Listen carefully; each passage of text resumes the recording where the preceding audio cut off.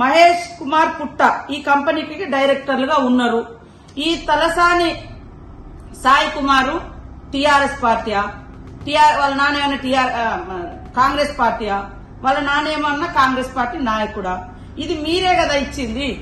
ఈ రోజు మీరిచ్చి అన్ని రకాల అనుమతులు మే 2023లోనే అప్పటి బీఆర్ఎస్ ప్రభుత్వం అన్ని రకాల పర్మిషన్లు ఇచ్చి మరి ఫైర్ డిపార్ట్మెంట్ నుంచి కూడా నో అబ్జెక్షన్ సర్టిఫికెట్స్ కూడా ఇప్పించుకున్నారు. ఇన్ని చేసి ఇన్ని రోజులు మేము ఆపుకుంటూ వచ్చినాము.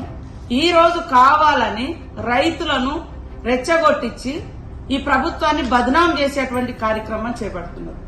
రైతుల ఆందోళన జరుగుతుంటే అక్కడికి ఆర్డీఓ పోయి వాళ్ళతో చర్చలు జరిపితే కావాలని బీఆర్ఎస్ బీజేపీ నాయకులు ఆర్డీఓ నిర్బంధించడం, ఇంత దుర్మార్గమైనటువంటి కుట్రపూరితమైనటువంటి లక్షణాలు పునికి పుచ్చుకున్నటువంటి మీరు ఎప్పుడు కూడా బాగుపడరు. వాస్తవాలు మాట్లాడండి.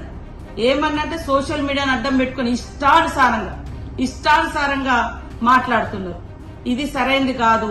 మీకు దమ్ముంటే, మీరు నిజాయితీ పరులైతే, మీరు నిజంగానే రైతుల పట్ల మీకు ప్రేమ ఉంటే, మేము ఈ యొక్క ఒప్పందాలు మేము చేసుకోలేదని మరి అంబేద్కర్ గారు సాక్షిగా వచ్చి మీరు చెప్పగలరా? లేదా మరి ఈ రోజు లక్ష్మీ నరసింహస్వామి టెంపుల్ కి వచ్చి చెప్పగలరా? మేము పర్మిషన్లు ఇవ్వలేదు, మాకేం సంబంధం లేదని ఎక్కడికి వచ్చి చెప్పగలుగుతారో మీరు చెప్పండి.